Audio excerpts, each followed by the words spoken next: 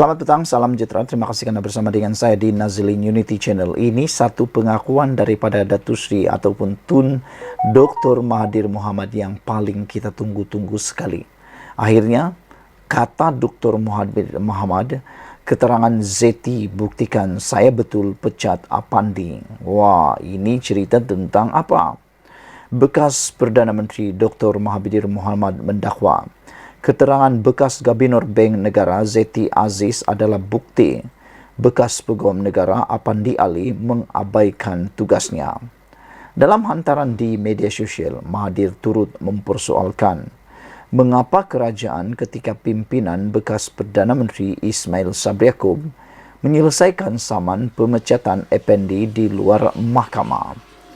Saya tersentak apabila membaca laporan berita bahawa semasa perbicaraan melibatkan 1MDB, Zeti menyatakan dia telah melaporkan kepada Peguam Negara ketika itu, iaitu Apandi, kesalahan pegawai 1MDB.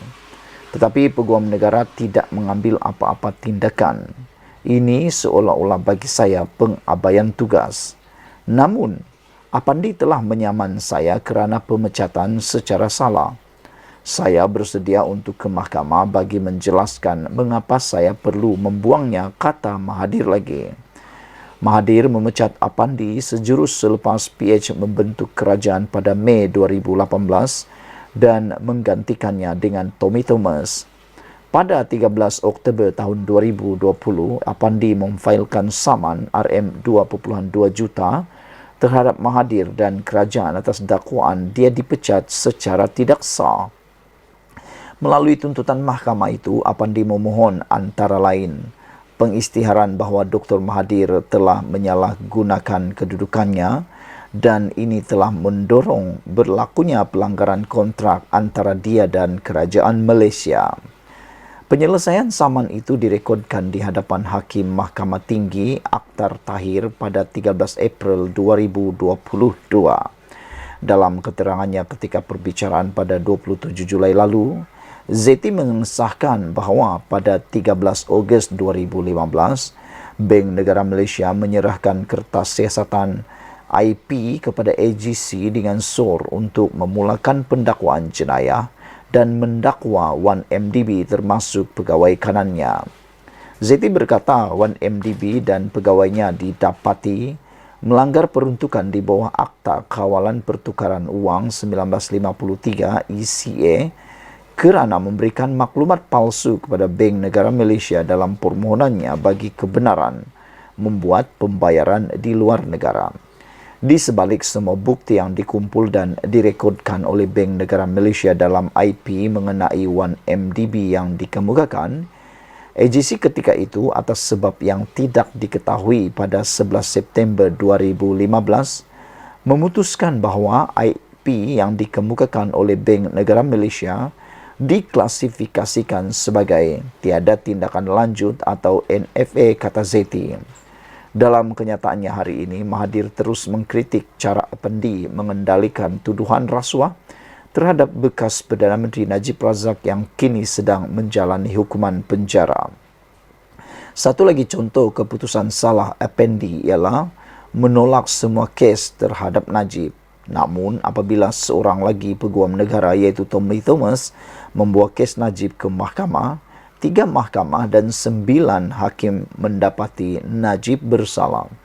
Jelas sekali Apandi sebagai AG tidak meneliti kes itu secara menyeluruh sebelum mengisytiharkan Najib tiada kes untuk dijawab. Ini sekali lagi menunjukkan pengabaian tugas di pihak Apandi. Namun apabila dia menyaman kerajaan dan saya kerana pemecatan secara salah, kerajaan bersetuju untuk menyelesaikan kes di luar mahkamah dan memberikan Apandi sejumlah wang yang tidak diketahui untuk menggugurkan tindakannya menyaman kerajaan dan saya, kata Mahathir. Ini bermakna kerajaan bersetuju bahawa beliau telah dipecat secara salah. Saya bukan pihak dalam penyelesaian itu. Saya tidak bersetuju bahawa saya telah memecat Apandi secara salah.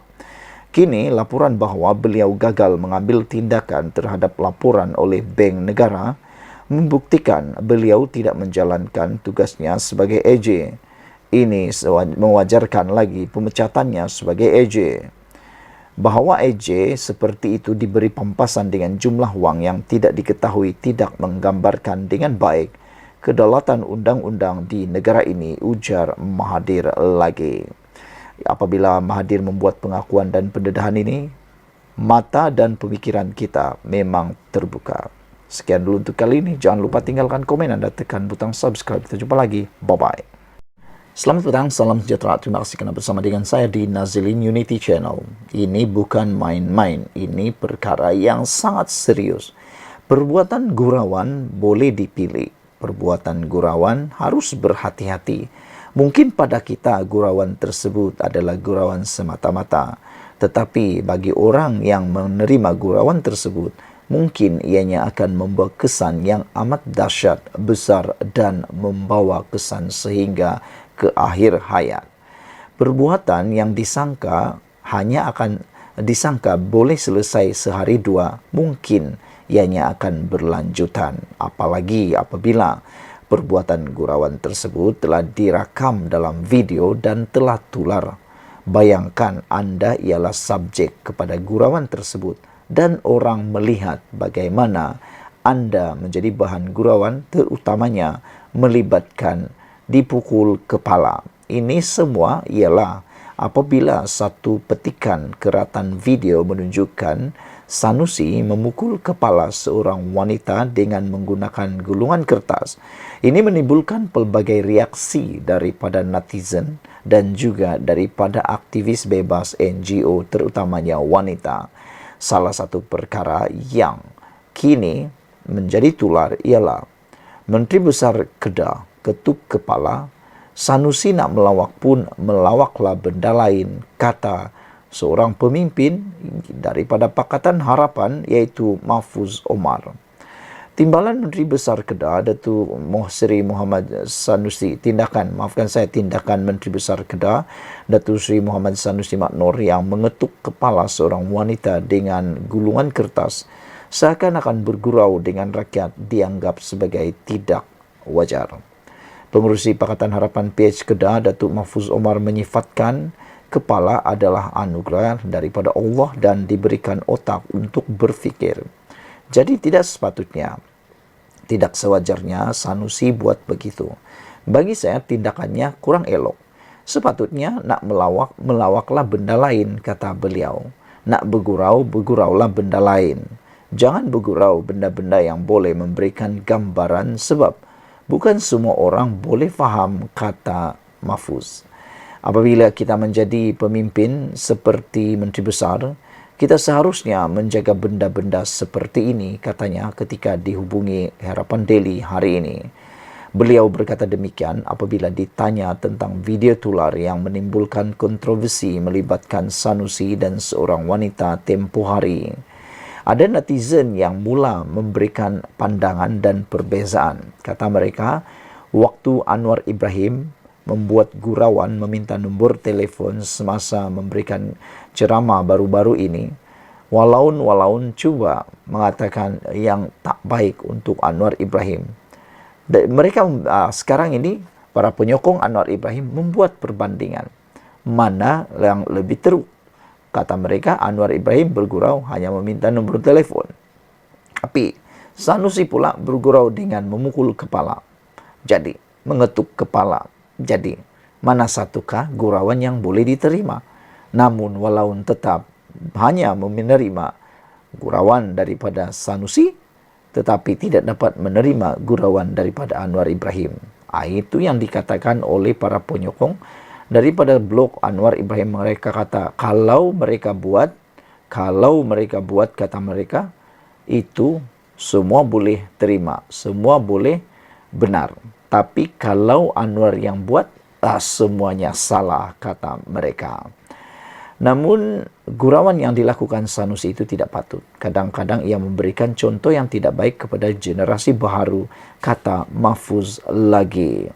Mengulas lanjut, Mahfuz yang juga naib Presiden amanah menyifatkan masyarakat sememangnya akan berasa seronok jika seseorang pemimpin bergurau bersama mereka. Jadi kita cuba elak. Apatah lagi lelaki dan perempuan. walaupun tidak menyentuh aurat dan sebagainya, tapi saya fikir tindakan itu tidak wajar, ujar beliau lagi. Baru-baru ini tular sebuah video berdurasi 18 saat yang menunjukkan tindakan ahli Dewan Undangan Negeri Adun Jeneri itu bergurau dengan mengetuk kepala seorang wanita menggunakan kertas mendapat perhatian warga maya. Kejadian tersebut turut disambut gelak tawa orang sekeliling yang menganggap ia sebagai jenaka biasa. Dan Sanusi juga telah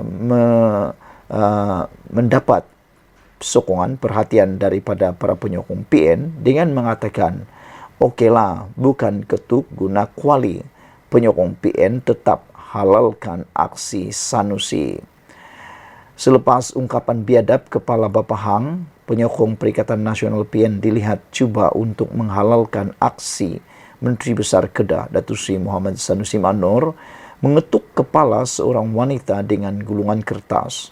Malah mereka mendakwa individu bertudung warna perang yang diketuk itu merupakan anak saudara ahli Dewan Undangan Negeri Adun Jeneri berkenan. Sekian dulu untuk kali ini. Jangan lupa tinggalkan komen Anda, tekan butang subscribe. Kita jumpa lagi. Bye-bye. Selamat petang, salam sejahtera. Terima kasih kerana bersama dengan saya di Nazilin Unity Channel. Isu tentang pengislaman oleh Anwar Ibrahim kini menjadi hangat di media sosial. Namun demikian, ini pula apa yang dikata oleh Mufti baru-baru ini. Parti Islam cuma rekaan manusia. Tak jatuh kafir kalau tak sokong, kata Mufti. Mufti Pulau Pinang Datuk Seri Dr. Wan Salim Wan Muhammad Nur tidak bersetuju dengan label kafir terhadap seorang umat Islam sekiranya tidak menyokong Parti Islam. Beliau berkata, Parti Islam rekaan manusia itu bukan bersifat suci atau sakral yang tidak mengikat seorang Muslim menyokongnya. Maka keputusan untuk tidak menyokong Parti Islam tidak menjadikan seseorang Muslim itu berdosa maupun kafir. Mana-mana individu atau kumpulan boleh mendakwa memperjuangkan Islam, tetapi dakwaan ini mestilah dibuktikan dengan jelas dalam realiti kehidupan. Perlu diingatkan, Islam tidak akan tegak dengan slogan semata-mata, tetapi ia ditegakkan dengan amalan dalam kehidupan rakyat sejahtera dan berkebajikan di samping pentadbiran negara yang baik, bersih dan cekap, kata beliau lagi.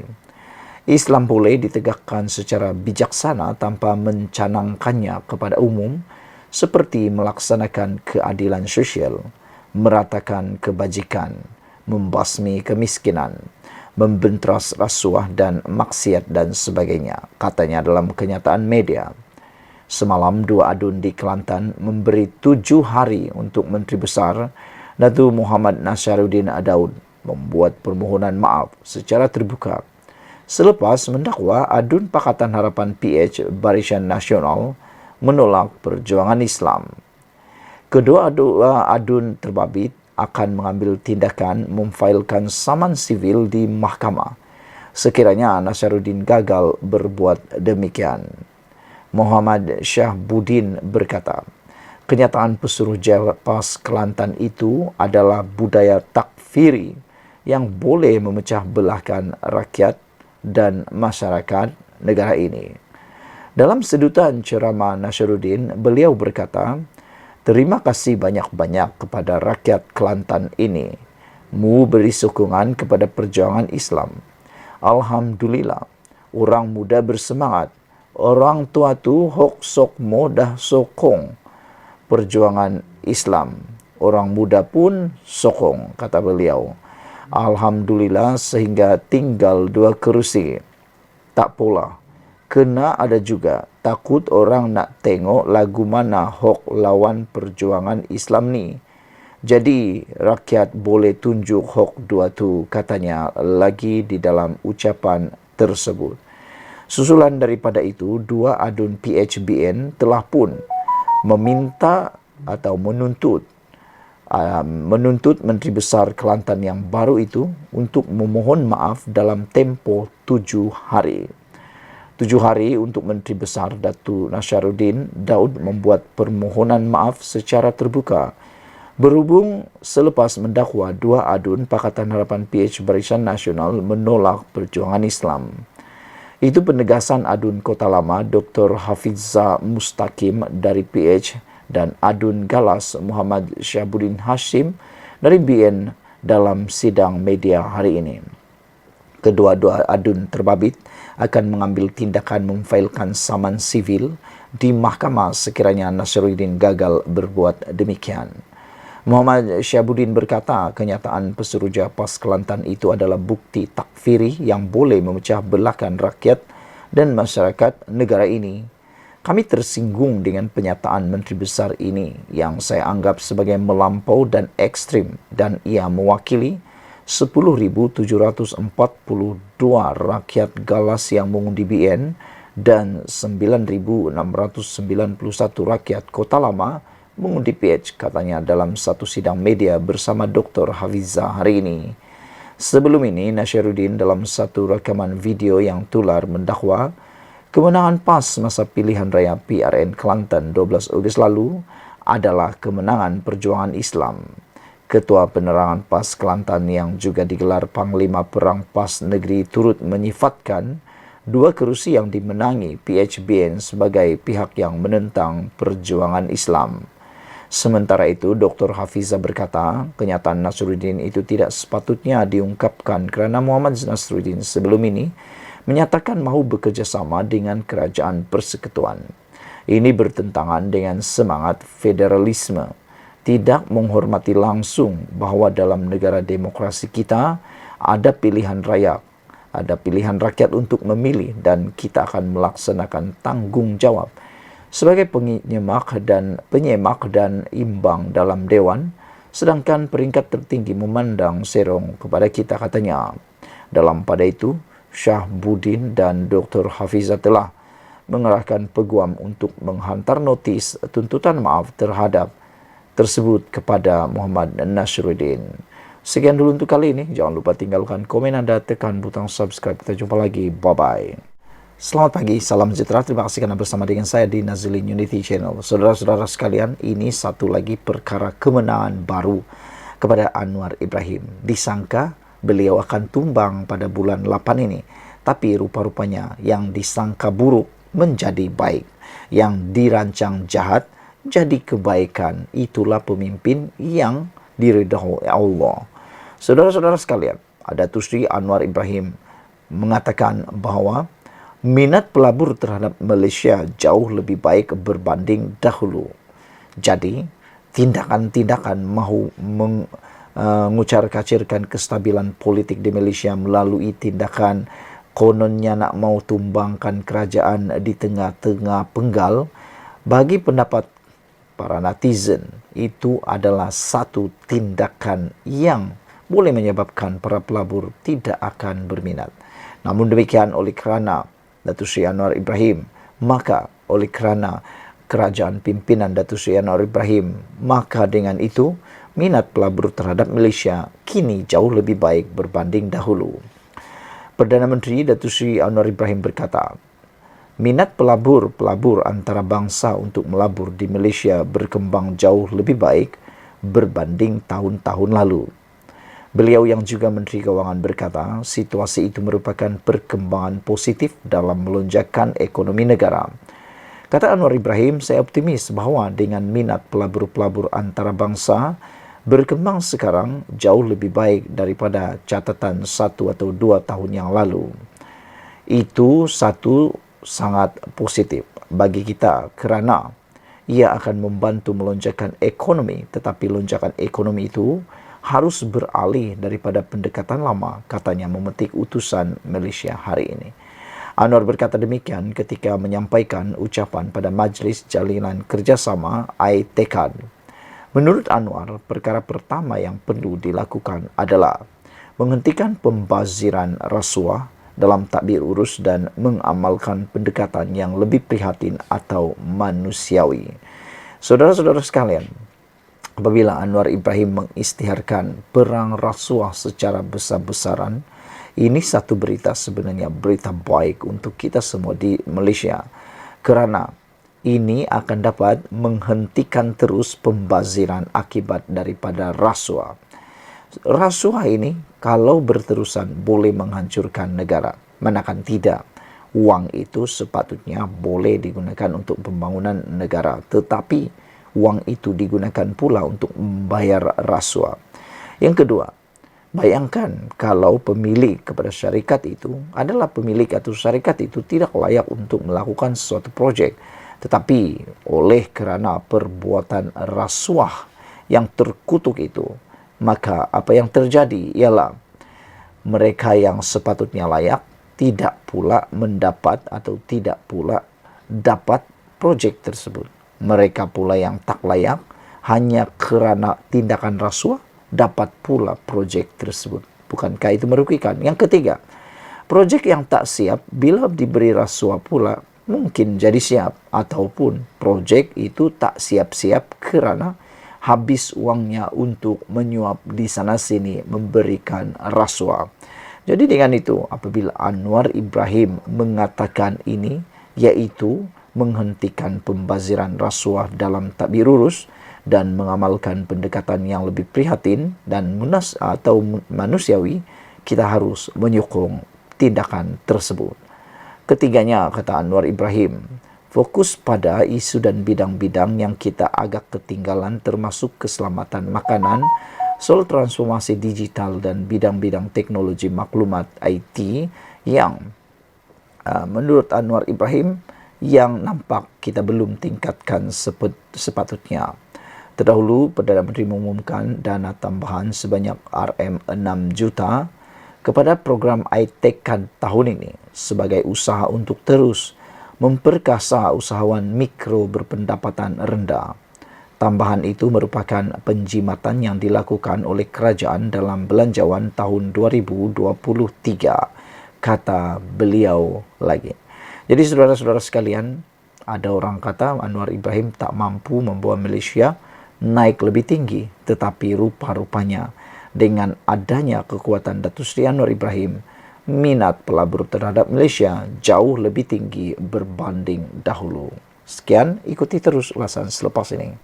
Selamat petang, salam sejahtera. Terima kasih kerana bersama dengan saya di Nazlin Unity Channel. Ini satu lagi pendedahan yang luar biasa yang mengejutkan semua rakyat Malaysia. Hari ini daripada Malaysia Kini, langkah Muhyiddin buat Negeri Sembilan dari boleh menang ke mudah kalah. Ini satu pendedahan dan juga satu tindakan membocorkan rahsia yang saya rasa perlu kita ambil perhatian dan perlu kita sama-sama fikirkan. Saudara-saudara sekalian, pengerusi Perikatan Nasional Muhyiddin Yassin harus bertanggung jawab atas kegagalan parti itu merampas Negeri Sembilan daripada Pakatan Harapan pada pilihan raya negeri PN baru-baru ini, kata ahli jawatan kuasa penerangan bersatu Badrul Hisham Syaharin. Jadi kalau sebelum ini Muhyiddin mengarah ataupun memaksa supaya Zahid Hamidi dan Anwar Ibrahim letak jawatan, kali ini giliran Muhyiddin Yassin pula diarah untuk bertanggung jawab atas kegagalan parti itu, iaitu Parti Bersatu merampas Negeri Sembilan daripada PH pada pilihan raya negeri PRN baru-baru ini. Jadi kali ini giliran Muhyiddin pula yang kena semula. Dia yang lebih dikenali sebagai Cikgu Gad atau Cikgu Bad berkata, keputusan Muhyiddin melantik Timbalan Presiden Bersatu Ahmad Faizal Azumu sebagai pengerusi Perikatan Nasional PN Negeri Sembilan sebenarnya menyukarkan gabungan terbabit untuk mengambil alih negeri berkenan. Dakwa Badrul Hisham dalam pelantikan Ahmad Faizal mengetuai Perikatan Nasional Negeri Sembilan, status negeri itu sebagai kawasan berpotensi untuk dimenangi bertukar kepada mudah kalah. Malah dia juga mendakwa ada antara calon yang dikemukakan bersatu dalam PRN pada 12 Ogos lalu sebenarnya dipilih selepas mereka dicadangkan beberapa ketua cawangan UMNO. Kepada Presiden juga, keputusan hantar peja Ahmad Faizal Azumu oleh Presiden sehingga menukar Negeri Sembilan sebagai negeri berpeluang menang kepada negeri mudah kalah perlu diambil tanggungjawab. Senarai calon beberapa orang umur 70 tahun ke atas, calon tak sedia tanding, tak ada jentera tanpa persediaan kewangan, sangat pelik dan seolah-olah sengaja untuk mencari kalah, kata beliau lagi.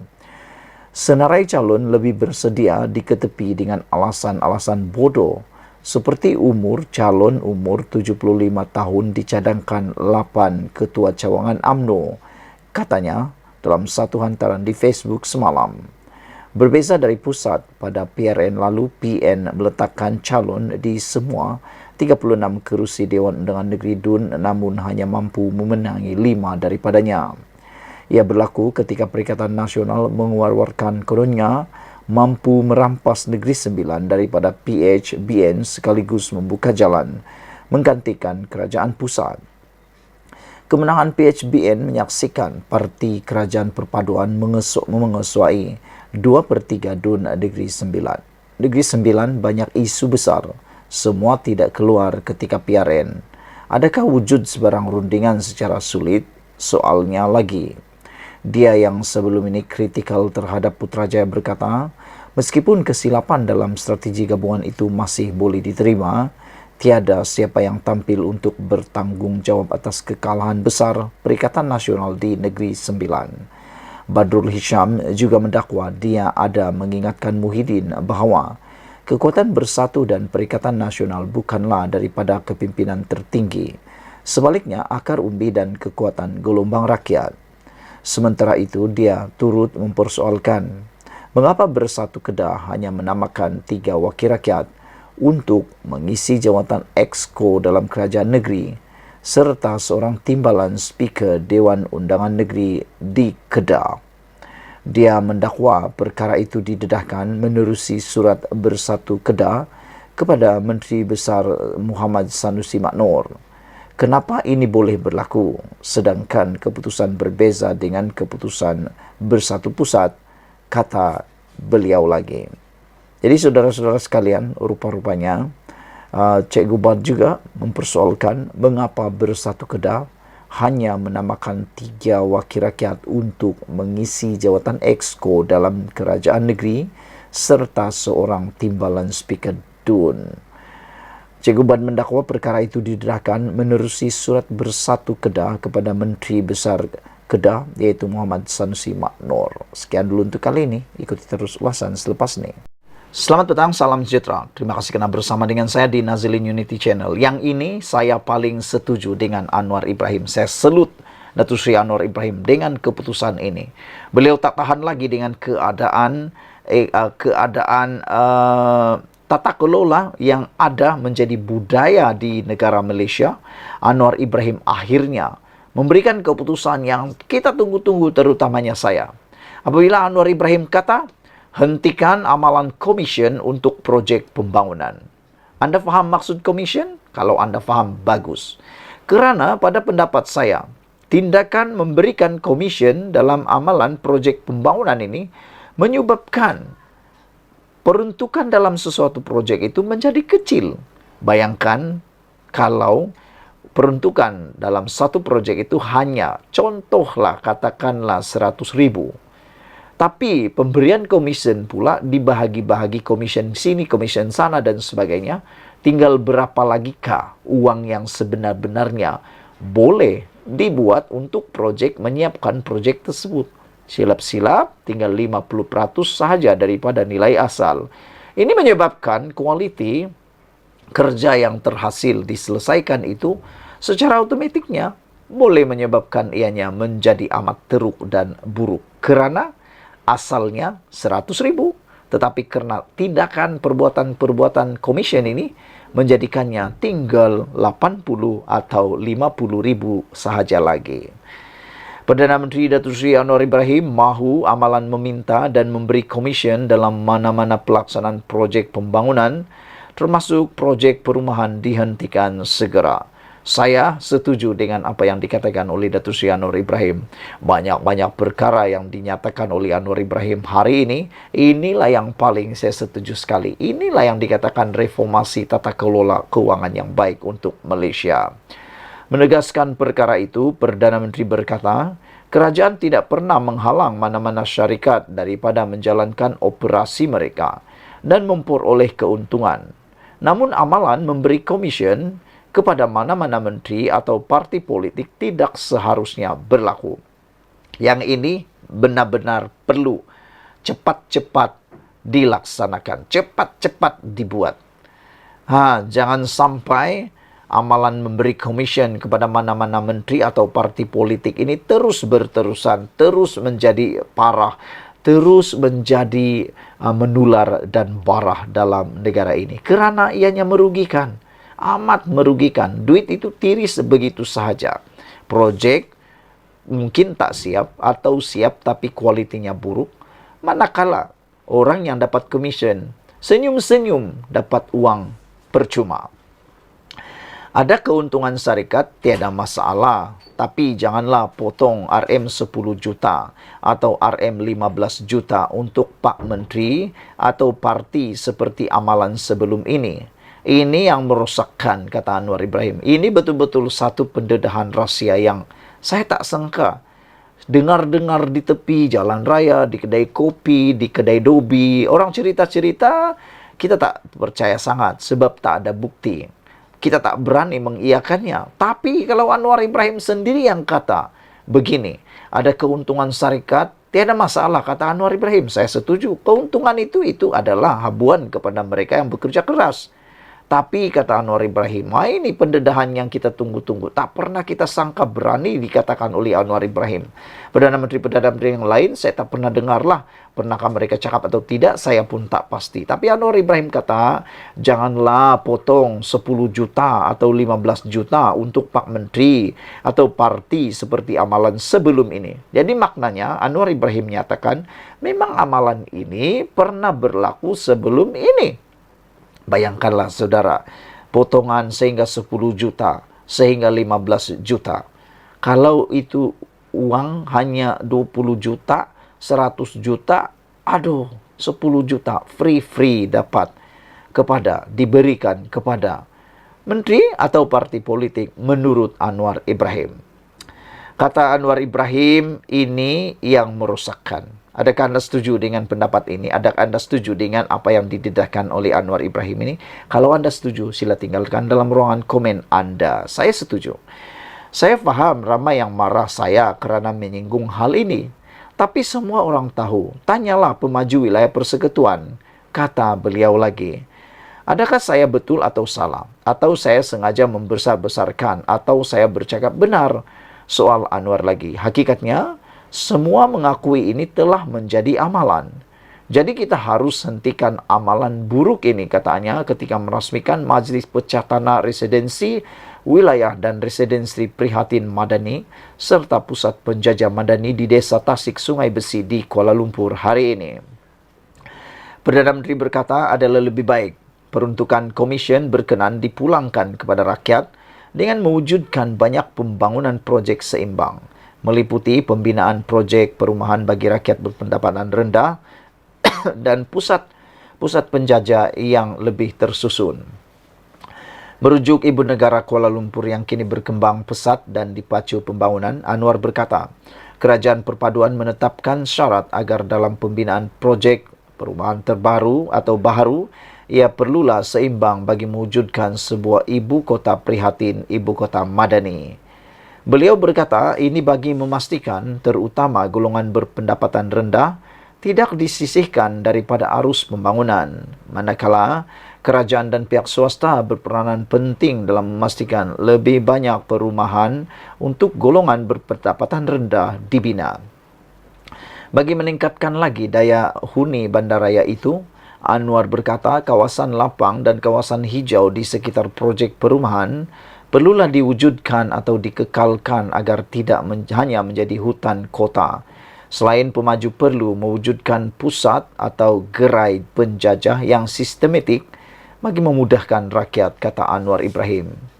Saya nak satu anjakan besar bahawa dalam 1-2 tahun orang tahu Kuala Lumpur terkenal dengan mercu tanda baik, hotel besar dan gerai yang bersih dan ada tahap keindahan katanya lagi. Terdahulu, Anwar merasmikan Majlis Pecah Tanah di kawasan seluas 1.4 hektar yang menyaksikan sebanyak 110 unit rumah mampu milik, iaitu residensi wilayah dan residensi prihatin madani, bakal ditawarkan kepada kumpulan sasar M40 dan ke bawah yang belum memiliki kediaman. Turut hadir pada majlis itu Datuk Bandar Kuala Lumpur Datuk Kamarul Zaman Mat Saleh dan Ketua Setiausaha Negara Tan Sri Muhammad Zuki Ali. Saudara-saudara, sebelum kita berpisah, adakah anda juga teruja dengan pendedahan berani Anwar Ibrahim ini? Hentikan amalan komision untuk projek pembangunan. Anwar juga berkata, ada keuntungan syarikat tiada masalah. Tapi janganlah potong 10 juta ringgit atau 15 juta ringgit untuk Pak Menteri atau parti seperti amalan sebelum ini. Ini yang merosakkan, kata Anwar Ibrahim lagi. Sekian dulu untuk kali ini. Jangan lupa tinggalkan komen anda, tekan butang subscribe. Kita jumpa lagi. Bye-bye. Selamat pagi, salam sejahtera. Terima kasih karena bersama dengan saya di Nazilin Unity Channel. Isu paling hangat pada pagi ini ialah pertanyaan, adakah Tun Mahathir Mohamad akan masuk parti PAS selepas PRN baru-baru ini? Ini semua apabila timbul persoalan di mana hala tuju proklamasi orang Melayu atau POM yang baru-baru ini diperjuangkan kononnya oleh Mahathir Mohamad. Dan persoalan itu akan dijawab sebentar lagi. Sila ikuti terus ulasan kali ini. Jangan lupa tinggalkan komen anda, tekan butang subscribe. Saudara-saudara sekalian, ditulis oleh Sabudin Hussein, ini penerangan yang paling jelas dan paling tepat untuk anda sebarkan kepada ramai orang berkaitan dengan hala tuju perjuangan Tun Mahathir Mohamad yang semakin hari semakin malap.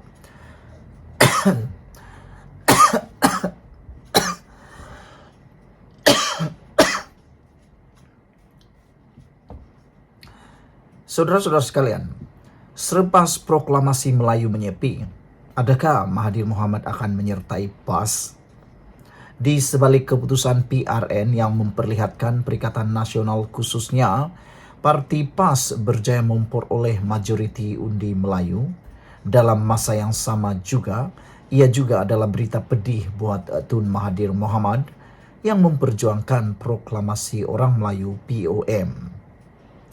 Tampak kelompok itu terlibat dalam kempen cubaan meletakkan 17 nama sebagai calon tidak diendahkan. Tiada mana-mana pemimpinnya termasuk Tun Mahathir yang turun padang berkempen. Malah, POM tidak pun menjadi sebutan sesiapa yang bertanding sama ada bersatu atau PAS dalam pilihan raya baru-baru ini. Hakikatnya, Perikatan Nasional tetap berjaya meletakkan dirinya sebagai pencabar unggul kepada Pakatan Harapan dan Barisan Nasional. Lalu, kemana perjuangan POM selepas ini?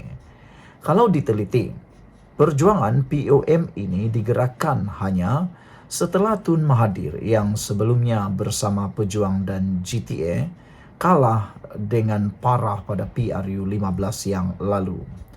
Untuk itu, sekurang-kurangnya ada dua tujuan POM itu digerakkan. Pertama, untuk menekan dan menjatuhkan Anwar Ibrahim yang merupakan musuh Tun Mahathir dan telah berkali-kali cuba dihalang oleh Tun Mahathir untuk menjadi Perdana Menteri. Kedua, untuk memperlihatkan Tun Mahathir masih relevan dalam dunia politik negara serta menjadikan dirinya ada tiket untuk bersama-sama dengan Perikatan Nasional yang merupakan satu-satunya blok pembangkang yang ada dalam negara ini. Berdasarkan keputusan PRU 15 di mana semua calon pejuang telah pun kalah teruk dan hilang deposit, Tun Mahathir sedar beliau tidak boleh lagi berjuang melalui blok ketiga, terutama dalam usahanya yang tidak pernah berhenti mahu menjatuhkan Anwar. Namun, untuk beliau terus bersama Perikatan Nasional, tentu ada sedikit rasa malu dalam dirinya. Berikutan Muhyiddin yang pernah memecatnya daripada bersatu itu dapatlah dilindungi kononnya demi membela nasib orang-orang Melayu.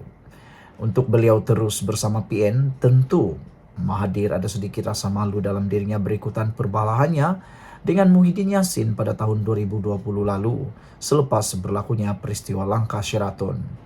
Jadi setidak-tidaknya dengan menggagaskan POM, Proklamasi Orang Melayu, rasa malu untuk kembali bertaut dengan Muhyiddin yang pernah memecatnya daripada bersatu itu dapatlah dilindungi. Kononnya demi untuk membela nasib orang-orang Melayu.